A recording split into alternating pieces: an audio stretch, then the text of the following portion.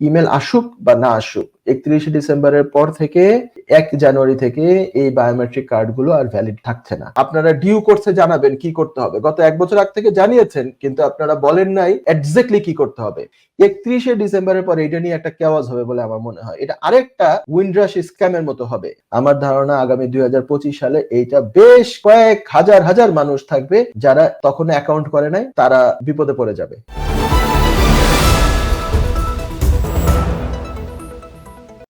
আচ্ছা, আমি এখন মেসেজে চলে যাচ্ছি। একটা নো নেম লিখেছেন, টিভি3 বাংলাকে ধন্যবাদ আর সেলিম ভাইয়ের জন্য দোয়া রইল।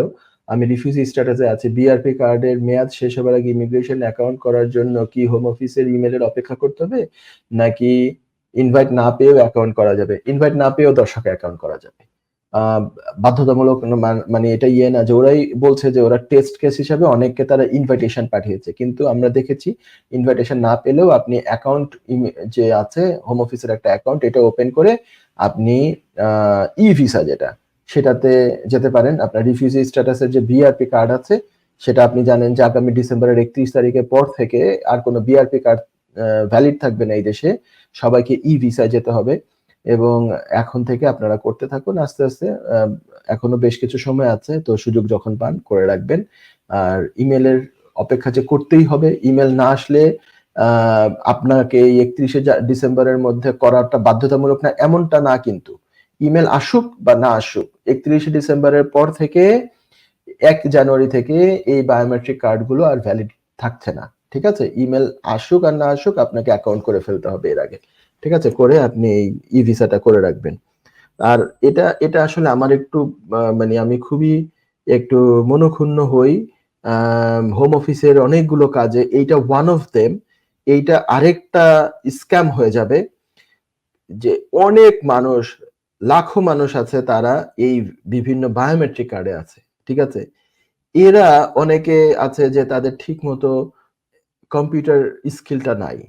তারা সলিসিটরের কাছে যে যাবে সেটাও তাদের হয়তো টাকার অভাব থাকতে পারে। তারা একটা ফ্যামিলি, ৫ জনের ফ্যামিলি একটা সলিসিটরকে দিয়ে কাজ করাবে। সেটার জন্য তার একটা কস্ট যাবে। এই কস্ট কি এখন আর হোম অফিস আলাদা করে দিবে যে তোমাকে আমি বায়োমেট্রিক দিয়েছিলাম, তোমার ভিসা আছে, কিন্তু ওই বায়োমেট্রিক আর এখন ভ্যালিড থাকবে না। তুমি কি করো? তুমি ই ভিসা করো। সে কম্পিউটারে কম নলেজেবল লোক হতে পারে, তো বয়স্ক লোক হতে পারে, তো উনি একটা মানে ভালনারেবল পারসন হতে পারে, তো মেন্টাল হেলথ ইস্যু থাকতে পারে, তো তার তো তাকে আপনি এটা বাধ্যতামূলক এত অল্প সময় আর কয়েক মাসের মধ্যে করতে হবে, এইটা কেন? এটা আপনি আরো 2 বছর আগ থেকে কেন বলেন নাই যে ই ভিসা করতে হবে?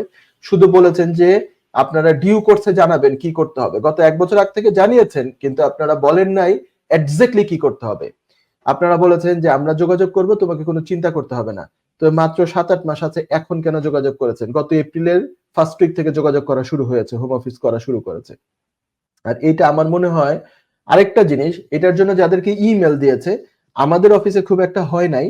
আমি অন্যান্য জায়গা থেকে খুঁজেছি, শুনেছি আমাদের অফিসে যেটা করা হয়, আমাদের পলিসি হচ্ছে যে যেই অ্যাপ্লিকেশন করি, ধরেন গত 2 বছর আগে 1 বছর আগে কারো যাদের অ্যাপ্লিকেশন করেছি, অ্যাপ্লিকেন্টের ইমেল অ্যাড্রেস দেওয়া হয় আর করসপন্ডেন্স ইমেল অ্যাড্রেস আমাদেরটা দেওয়া হয়।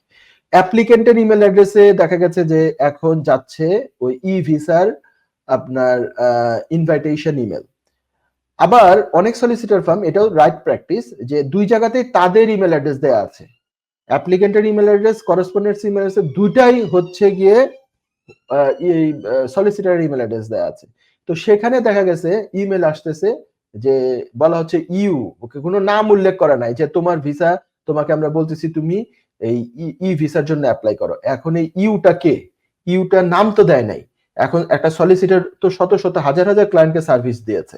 এই শুধু ক্লায়েন্টের নাম ছাড়া যদি লিখে দেয় যে you need to replace your biometric card to e visa, you need to make online account with us, এই ইউটা কে? ইউ এর নামই তো দেয় নাই, মানে ওই ক্লায়েন্টের নাম তো দেয় নাই, অ্যাপ্লিকেন্টের নাম তো দেয় নাই। তো এই সলিসিটরের কাছে ইমেল যদি চলে যায়, সলিসিটর তার হাজারো ক্লায়েন্টের মধ্যে বুঝবে কিভাবে যে এই ক্লায়েন্টের জন্য এই ইমেল আসছে?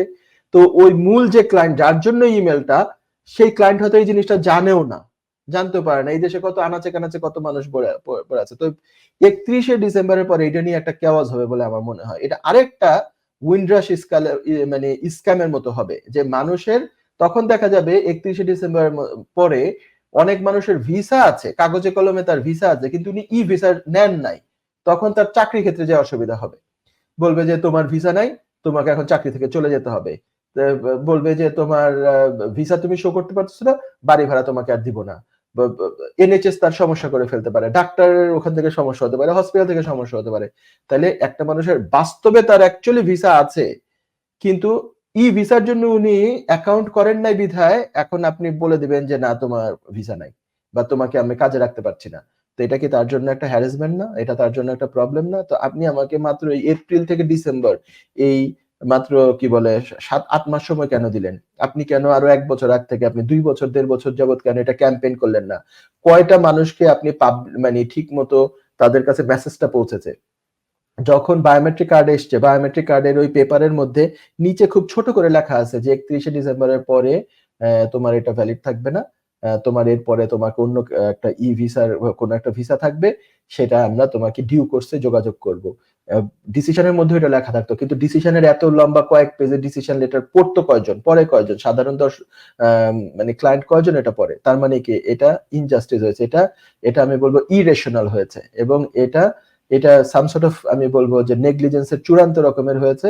আমার ধারণা আগামী ২০২৫ সালে এইটা বেশ কয়েক হাজার হাজার মানুষ থাকবে যারা তখন অ্যাকাউন্ট করে নাই, তারা বিপদে পড়ে যাবে।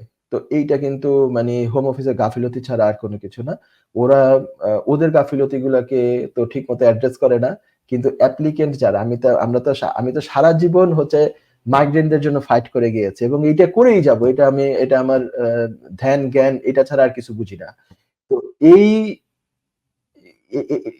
আমরা যদি কোনো ভুল করে, আমাদের মাইগ্রেন্টরা যদি কোনো ভুল করে, অ্যাপ্লিকেন্টরা যদি ছোটখাটো ভুল করে, এটাকে তো বড় করে দেখে এটার জন্য রিফিউজ করা হয়, কত কিছু করা হয় এবং একটা মানুষের লাইফও নষ্ট হয়ে যায়।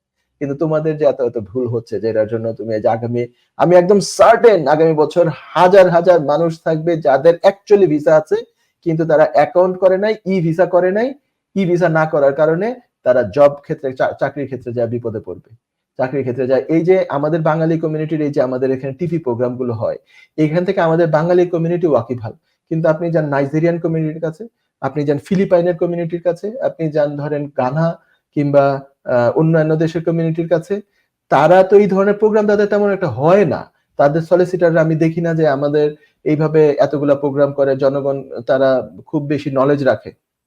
তারা আমি জানি হাজার হাজার থাকবে যাদের কোনো মানে ভিসা অ্যাকচুয়ালি তার আছে, তার সবকিছু ঠিক আছে, কিন্তু ই ভিসাটা সে উনি অ্যাকাউন্ট করে নাই, সে একটা বিপদে পড়বে। সো দেখা যাক, এটা যাতে যত কম হয় ততই আমরা খুশি হব যদি এটা কম হয়, এবং গভর্নমেন্ট যদি আরো বেশি এটা পাবলিসিটি দেয়, এটা যদি প্রচার করে বেশি এবং খুব বেশি এনকারেজ করে যে তুমি তাড়াতাড়ি করে ই ভিসা করো, অথবা এই ই ভিসা করার সময় বাড়িয়ে দেওয়া হোক।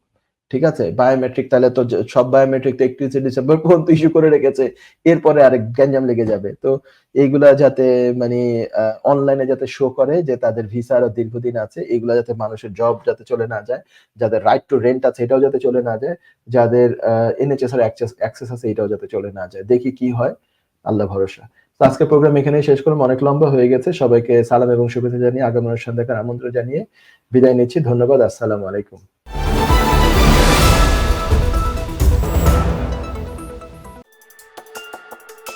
যুক্তরাজ্যের ভিজিটর ভিসা নিয়ে দুশ্চিন্তা? আপনার আত্মীয় বা বন্ধুর ইউকে ভিজিটর ভিসা রিফিউজড হয়েছে? আপনি কি জানেন হোম অফিসের এই সিদ্ধান্তের বিরুদ্ধে জুডিশিয়াল রিভিউ করা যেতে পারে? উইলডেন লিগ্যাল সলিসিটরস নিয়ে এলো ইউকে ভিজিটর ভিসা রিফিউজালের বিরুদ্ধে নো উইন নো ফি বেসিসে জুডিশিয়াল রিভিউ করার ব্যবস্থা। জি, ঠিকই শুনেছেন, নো উইন নো ফি। তার মানে আপনি আমাদের ফি শুধুমাত্র তখনই পে করবেন যখন আমরা আপনার জুডিশিয়াল রিভিউতে সফলতা এনে দিতে পারবো।